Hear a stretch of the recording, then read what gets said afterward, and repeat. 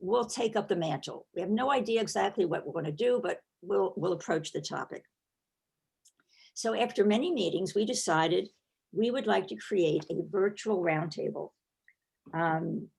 We looked at it as a way to harness the talent, experience, and wisdom of network members to contribute to the Encore movement beyond their own organization affiliation. So after months of planning, we even came up with a goal. Now, that's not to say the goal is the same today as it was a year ago.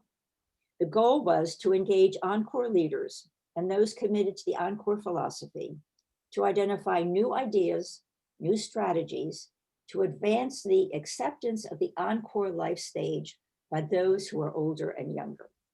And then we came up with objectives. So how are we going to do this? Well, first of all, we're going to engage this unique group. We considered them a gold mine of diverse talent, expertise, insight, and wisdom. We wanted to use a shared model of learning. And we said we want to live the Encore concept, meaning we want to engage people in mid to later life to provide opportunities to give back and make a difference. The fourth goal was to give back, strengthen the movement. The fifth was to identify some impact. Where will it make a difference? What are the action steps? And the last one, important, number 6, we wanted to enjoy this. It should not be torture. This should not feel like a lot of work. This should be an enjoyable experience. And I see we have Joe. Welcome, Joe. It's good to see you. Great to see you, Helen. My apologies to everyone. I was caught up on something that I couldn't get out of, so I didn't expect to be late, but my apologies. Glad to be here. No problem. We are a highly flexible, adaptable group. Yes. And that's what defines each of us who are in this Encore space. So, Joe, I just was going over a little bit about our story. So we said, okay, we want this roundtable. These are the objectives. So we invited 6 people from very different disciplines. And then we realized, now, wait a minute, these are all from a similar age cohort. We really need to have something that's multi and intergenerational. So we ended up inviting 6 of a similar generation, 3 people from a younger generation. So currently the roundtable consists of 12 people from the US, Canada, Europe, and South Africa. We meet for 8 sessions for about 75 to 90 minutes. So what's the process? How does it work? Well, we looked at a book group model. And here's how we came up with our process and continued to use it because it works. One person selects a topic. That person typically facilitates the group and also selects some readings. And then those readings are distributed among group members.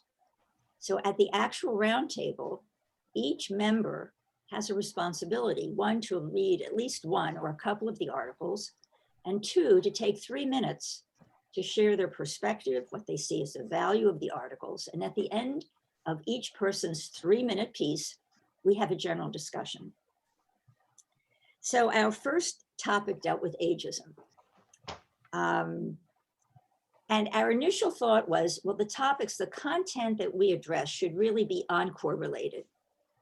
But then we looked at our environment and said, you know, what is going on? You really can't ignore the racial strife, the pandemic, the climate change, the disparities.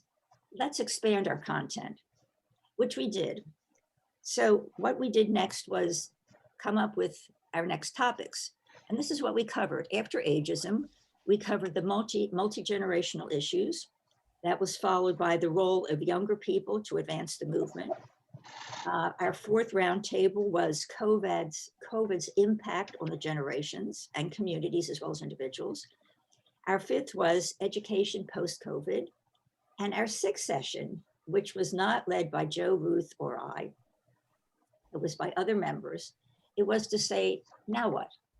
What are the outcomes we can look for? And we came up with 2 possibilities that we're exploring. One is to write an article on how to live a better life after COVID, 10 things that multi-generational folks agree upon, and look to publish that to a broader audience than our typical aging network, perhaps a Vanity Fair article. And the second outcome, the second action step we're exploring is a podcast. a podcast that is hosted by multi-generational hosts and guests, and to look at problem solving, debates, pointer counterpoints on issues that we think are relevant. So we can say, so what, and this is my perspective, and I certainly want my colleagues to share on their perspective. So what's different about this than other groups that I participate in, work groups? One is shared responsibility. But the other unique piece is that we come to the table as learners and contributors. So we are reading about topics and disciplines that are not within our typical framework. So we are learners. At the same time, in a collaborative way, we're contributors. So we have two roles. The other, I think, unique piece is that we have to work with an extraordinary group of thoughtful, smart, experienced, talented people who typically we may not come in contact with. That's very strong. And the other is to contribute to something we feel is important and have that opportunity. So I want to close with a quote I recently read of Warren Bennis. Warren Bennis was he died many years ago, but a great leader on leadership. And I want to say, we are not a skunk works. We are not a Manhattan Project. But what he wrote resonated with me.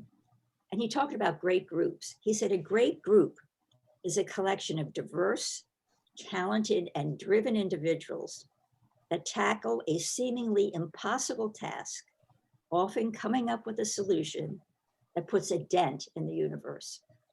And the thought of putting a dent in the universe, I think, is something that we all share in our own way. So that's our overview story. And this is just one model of a roundtable, an evolving one that was very bottom up. And I think early on when we said to our folks, well, would you like to continue this? Oh, they said, but absolutely. But we don't know what the outcome is. Oh, we're here for the journey. We're here for the ride, because we may not identify the it, but we know the it is there, and we're willing to go to the journey and find it. So that's my my brief overview, and I would like to turn it back to Paula.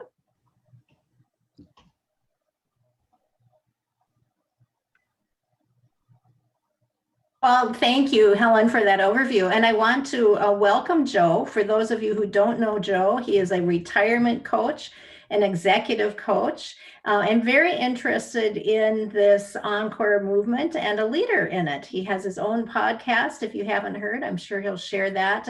And Joe, what is your perspective on this pilot that you all have been pursuing the last few months?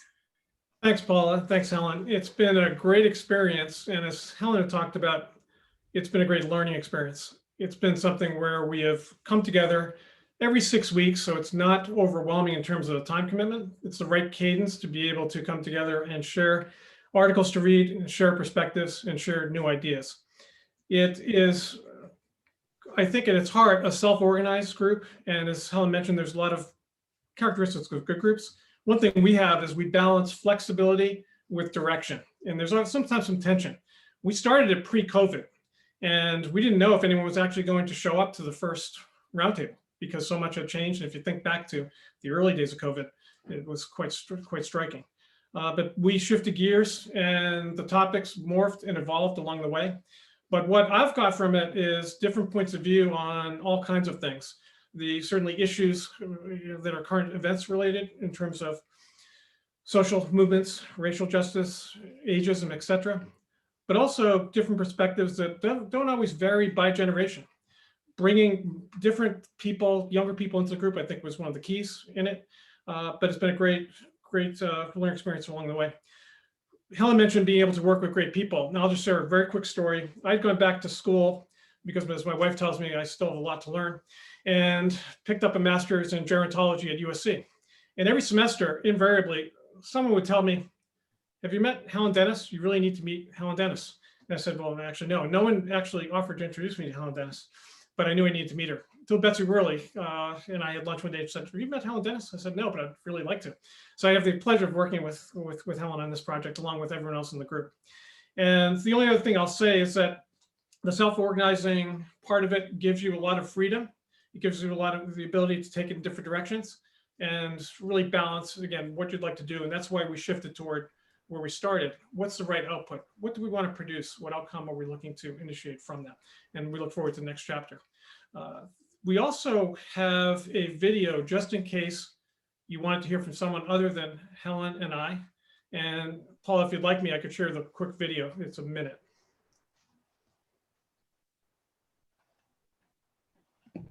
Yes, you are allowed to share, Joe. So because it's a coffee chat and informal, got my mug ready to go. And this is from Stuart Himmelfarb, who's been a great contributor along with many others. But we thought it would be good to hear from someone else about how they see it and what they've got from it so far.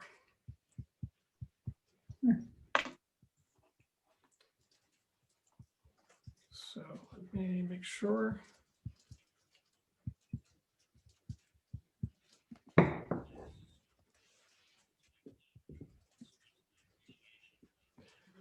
No sound.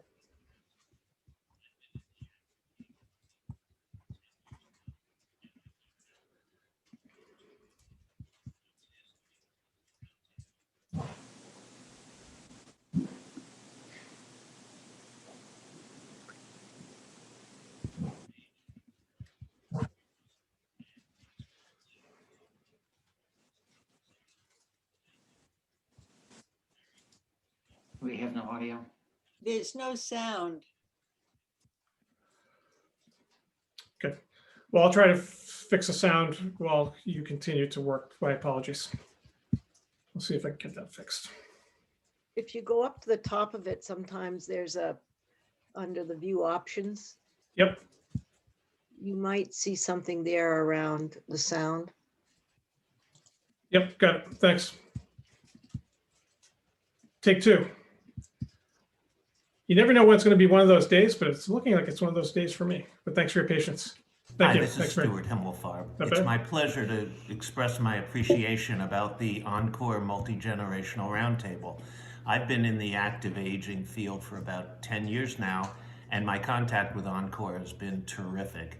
When I was asked to be part of this roundtable, I felt very fortunate that I was included.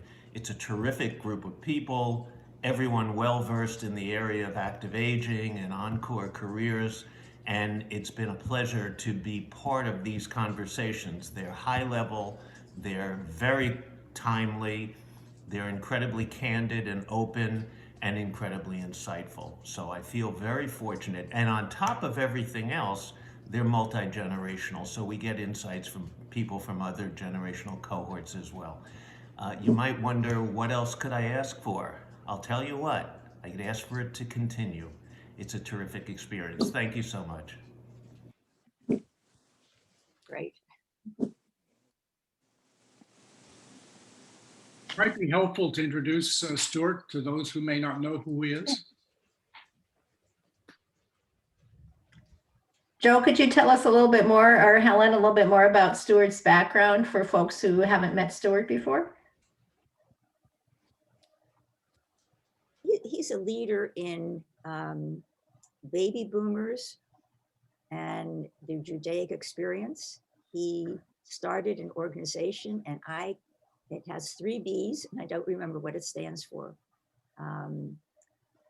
But unfortunately, I can't tell you more. It's also affiliated with NYU as well. Great, thank you. Well, thanks, Joe and Helen. Well, in the spirit of a true coffee chat, we're going to open it up here and let people ask Helen and Joe what questions you might have for them. Joe, I'm trying to highlight you here. Sure, thanks. Working on that so we can all see each other. Paula, this is just a thought that we have Jan and Mara on the call, and they are part of the roundtable, and they may have some thoughts to add. Yeah, thank you. Jan and Mara, can you tell us a little bit about what your experience has been?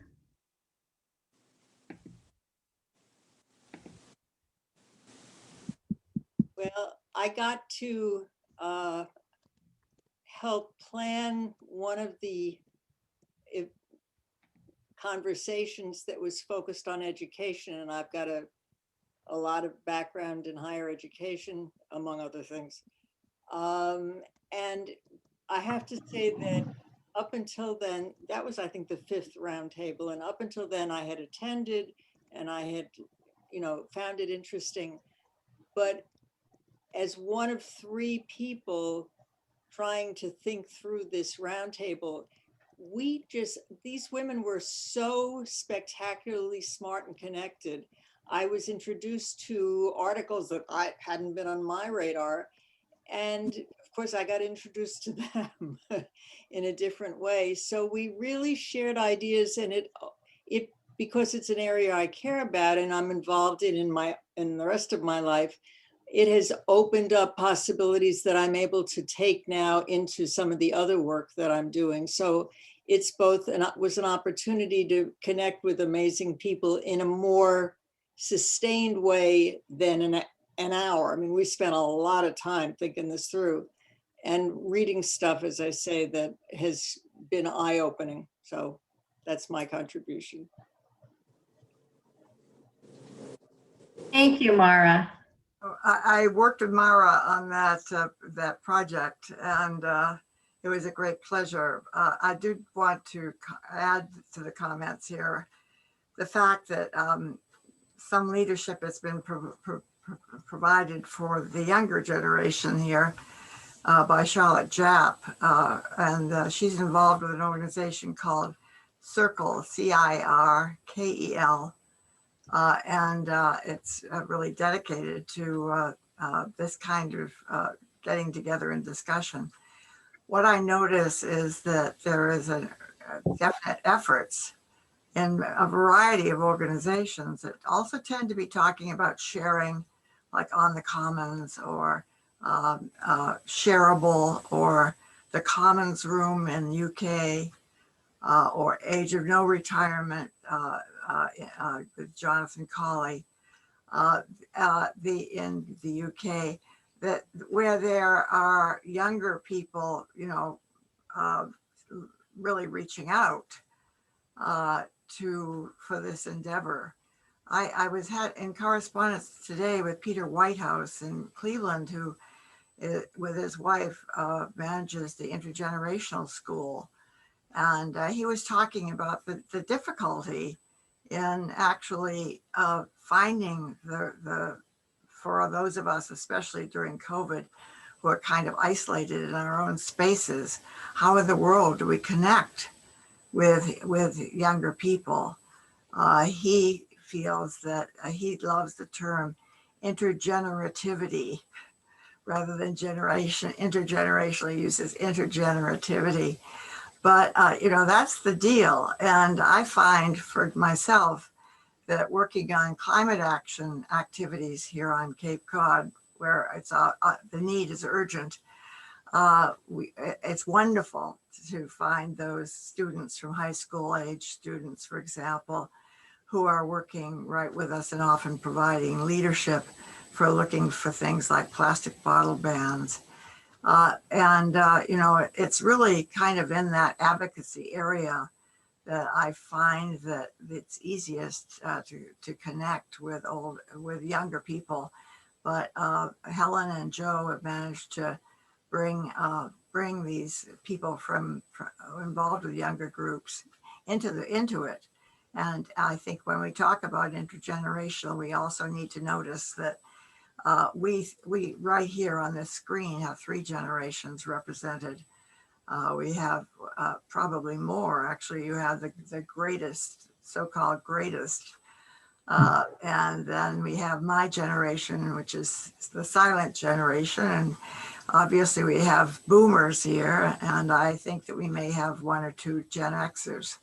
So, that's 4 generations right there. Plus thinking about millennials and Generation Zs, here we are with 6 generations in the world. It's amazing. Thank you. Thank you, Jan. So we have a question from Janine in the chat. Janine, would you like to pose that to everyone? Sure. Welcome, everybody. And so excited to see all of these people on the chat. So I guess my question is to any of you. You curated an amazing group of people, right? Like, who would not want to be in a conversation with Helen and Jan and Joe and Mara? How important do you think that was to the success of this?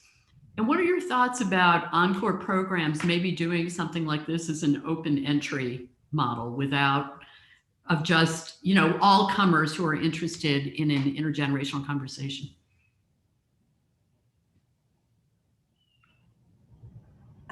I think having, let me see, am I open? Yes. I think having an open model works. I think self-selection works. And when people are part of the group and they don't feel a connection, they will drop out. So I think the self-selection is a great idea. And it's an initial way to build small communities within the Encore network that are ongoing and then become powerful. So I think as an initial welcome to the Encore network, would you like to be part of X Roundtable? I think it would be a useful strategy for inclusion. And the other piece is that we all want to contribute in some way. And somehow you don't know how to contribute. And this gives a pathway to contribution. And let me just add, for those of you who don't know, Janine is the chair of our Leadership Council at Encore Network. She also leads the Changing the Narrative initiative in Colorado and is an Encore Policy Fellow. So no, she does not sleep.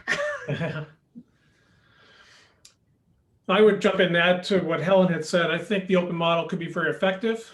I think you could form these types of groups, self-organizing groups around topics of mutual interest. But I think what I would recommend is being very clear with people about the expectations. It's not something where you show up and just take it all in. It's something, as Helen mentioned, you really need to contribute. And I think that's very, very important with the self-organizing part. There's not a staff, there's not a team at headquarters who's going to do a lot of this. Everyone needs to take a part in doing that.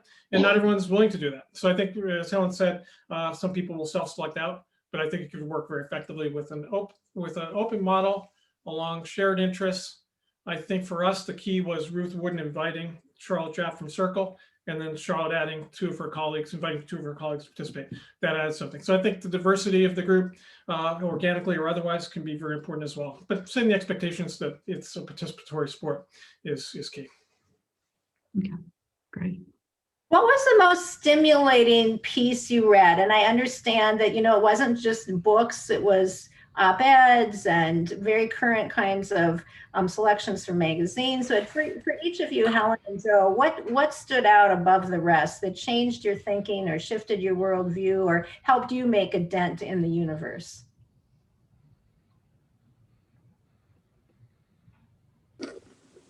Someone go first beside me. I keep.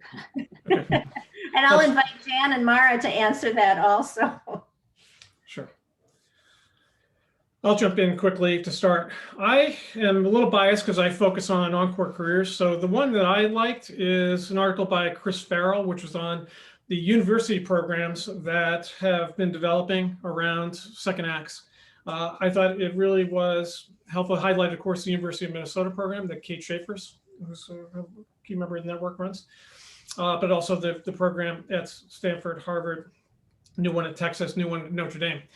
I think because it looked at different angles that they were taking on the what's next question for people, what to do next. The Minnesota one, for example, focuses on social service type of projects that people get actual experience in. And I thought it really put a good practical frame on lifelong learning, which was a topic that we delved into quite a bit. Thanks, Joe. One that I don't remember who wrote it, but it was an article in the New Yorker that said, what is our problem that we can't talk about age? what are the obstacles? And that resonated with me. What is our problem? And then relating it to ageism. So that was an article that resonated with me. Why can't we talk about age? Hi, can I say something? My name is Seema Agarwal Harding. I am a new member of this network. I am actually helping the Howard County in Maryland develop an Encore program under their age-friendly Howard County initiative.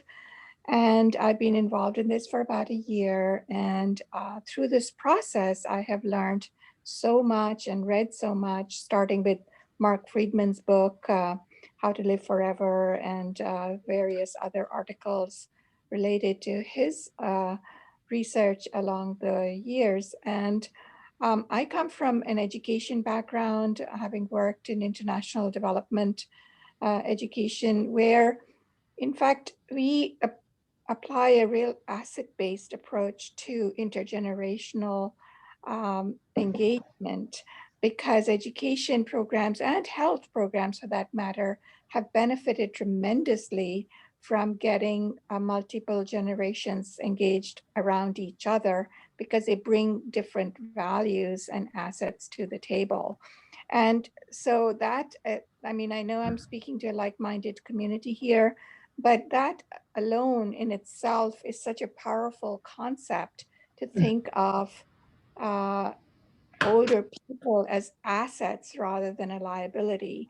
And as the boomers are, becoming more available to work on social programs here in the United States, it's becoming all the more necessary to conceptualize around this idea that we have to change our thinking around adults or seniors, not so much as beneficiaries, but as contributors and participants in social impact. I can offer one reading. We read a ton when we were working on the education thing, but I can put it in the chat. Tom Friedman wrote a wonderful piece called "After the Pandemic, a Revolution in Education and Work Awaits." And it really, in a very short space, summarizes so many of the issues. I mean, for all of the need for people of all ages to be in school, because reskilling and upskilling are the words of the future. Actually, the words of today. We just need to get them right. So I'll stick that in the chat. That's great. Thank you, Mara. I'll go with another perspective that came out of an article by Joseph Coughlin, who heads the Age Lab at MIT. And the article is called "How Gen Z and Young Millennials Are Redefining Life Stages, Markets, and Retirement for Everyone." It was in Forbes in September. And I think one of the points here is that because people are getting married later, and because of issues of finding jobs that pay living wage right out of college, or no college, or no secondary education, post-secondary education. It talks about the many reasons are given for the record number of young adults living at home. For example, the majority of young people ages 18 to 29 years old are still living at home with their parents, surpassing the one-time record high of 48% set during the Great Depression. And I see that in Europe, for example, where the birth rate has been under replacement since World War II, they have far higher proportions of young people 18 to 34 living at home than in North America. 66% of young Italians are living with mom and dad. So that looking at the different reasons, pandemic-induced unemployment, inability to pay rent, college student debt, but what's going on? And of course, the dropping birth rate is also connected in here. So when we think about intergenerational issues and the effect that has on the support for, well, from a practical perspective, for pensions for older adults for the future, it's a very interesting area for discussion. Thank you, Jan. Paul, I just wanted to mention, I put the reading list in the chat. You'll see it at 11:34, just so if people want to access any of the articles, or the full list rather. Terrific. Thank you, Joe, for doing that. Sure.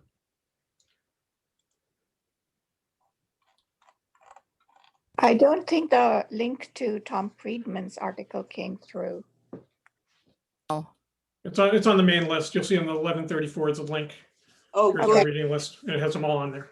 I tried to cut it in and it didn't work. So I hit it accidentally. So now I was literally typing it in, but if he's got it in his list, better yet. On the list, so great. Thanks. Thank you. We have a few minutes left. These are designed to be no more than 45 minutes. So folks that we haven't heard from yet, anything you're curious about, questions for these pioneers or each? Yeah, if I could ask a question, if I might. Okay. I feel like I've kind of wandered in here. I'm not altogether sure whether this is a program to explain the roundtable, to see whether people want to join going forward. But as a founder and chair of Encore Palm Beach County in Florida, for 4 years, we've been dealing with how we connect people to new work and volunteer opportunities. And we haven't really focused too much on the intergenerational aspects, except as within the workspace and doing some programs around that. We actually have a book club discussion scheduled for tomorrow on Chris Farrell's book on retirement. We've had Chris Farrell as a speaker many times, and he is going to be the keynote speaker for an event in October called Wisdom and Experience Works for Business, where we try to recognize those employers who are age friendly. But as I've listened to you talk, my feeling is that maybe we need to change the book club format that we're experimenting with to a roundtable discussion in order to get greater participation in discussing issues. And also, just yesterday, one of my board members said to me that we need to have more younger people on our board going forward as we're planning programs. And we've also started to reach out to a local university to partner with them in developing programs, which I think will probably be intergenerational in composition. So we're all exploring. Thank you, Rosemary. You've got a lot going on. 4 years of this. I have a question. How did you select for the roundtable? Why did you select the number 9 people? Is that, am I correct? Six older adults and 3 younger? Yeah, I think it was what is workable. What As is soon as we workable. have a round table where everyone. And how has did you a chance. find the younger people? How old are the younger generation? How old are we Their talking? 30s. Like Joe, they're in their 30s. They're in their 30s, early 30s rather. And Ruth Wooden, who's one of the members of the group, had in one of the early roundtables suggested that. And that's how that came about. I think in our case, given the topics we were talking about or have been talking about, it was very helpful. I don't think it is a necessity going forward, depending on the topic and interest. The original ones, I don't know how they were selected. Betsy Werley selected them based on interactions with people, I think, in the Encore network. So that's how it came together. And follow-up question, in between your sessions, you said you had 8 sessions, right? It's running 8. We've done 6. We have agreed to 8. Yes, and So then there must the be some people kind want of- to do more. There has to be some kind of planning Yes. going on between sessions to who's going to do what and who's going to lead what. Exactly. Hi, I'm Denise, and I'm kind of new to the group in a way, and I have a couple of questions. I recently took a voluntary retirement because it was the right thing to do. I knew that my job was going to go away, but I feel like I still have so much to give.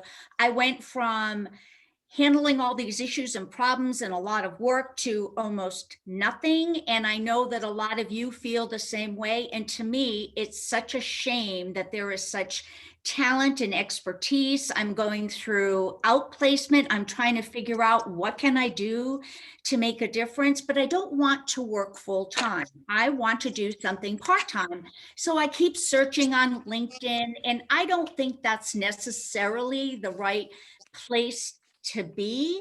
And I'm very interested, Joe, in you and what you do, and that you got your master's in gerontology. And I think that we need to do, and when I say we, I'm not sure who, but do a better way of shaking up the business world, that all these older people are so experienced, have so much to give. You can utilize them part-time, and it's not going to cost you a full-time person. How do we get them to forget about the ageism and then take people like us on to help solve their problems? Small question, Joe. Softball coming your way. Well, I deserve it after coming late. We were tied up, so I'll do what I can to answer quickly. So first of all, the reason I started a podcast, and I'd recommend listening to it, but it's not really that commercial. It was to share the research I had been exposed to in the USC program to a broader group of people. We have an organic following. We don't advertise. It's called the Retirement Wisdom Podcast. And we've actually had many people in the group on it. So Charlotte Japp, people have mentioned before, she's in her early 30s. She has a group called Circle. Paula mentioned in the chat. She was on our podcast. Helen's been on as well, as Betsy and others. Chris Farrell's been on as well, as you'll see it. But I think that's what we're trying to do, is expose different options, different ways, and different ways of thinking that can really take advantage of the skills and experience that we older people have. And I think there are different pathways that what I've learned in the work I do, different pathways. There's no one solution for everyone, but I think most people can find ways to give back in different ways and find different avenues. So I'd start there. So obviously, there's a lot of people on this call, the Zoom call, who are heavily involved in this longer than I have been. I come from the corporate world. I've been doing this executive coaching for 12 years. After a 30-year HR career, and I've been doing the retirement coaching for about 5. So I agree with you. There's a lot more that can be done. And I think just sharing information, sharing different perspectives is what we're trying to do. And I think the roundtable has been helpful in that regard. Yeah, thank you, Joe, and thank you, Denise, for that great question. We have one more question in the chat, which is, what do you see as the potential for advocacy-focused groups like this roundtable?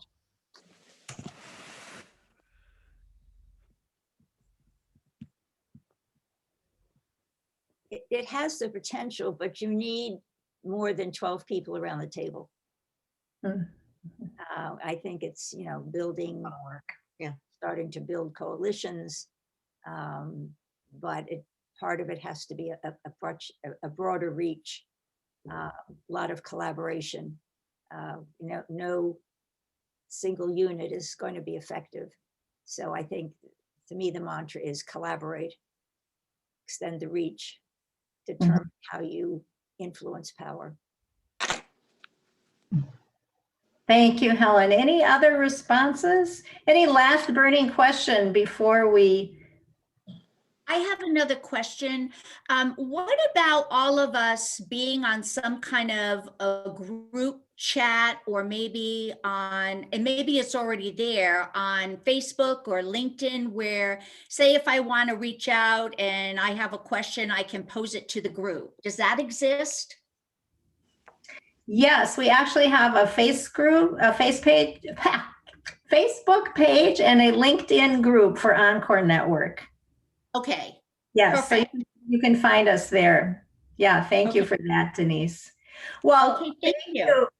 Yes, thank you, Helen and Joe, for initiating this time together, and Mara, and for piping in with your experience with this, and Jan, for you sharing also, and for everybody taking this time this morning and being engaged. This has been really interesting. Lots of great resources were mentioned that have been put into the chat, including the whole reading list, which I know I'm going to dive into for these groups. So thank you. And for whether you're in Ohio or Florida or Shenandoah Valley or California or Colorado, etc., I hope you all have a wonderful day on behalf of Encore Network. Thank you. Thank you. Thank you. Bye, everyone. Thank you. Bye.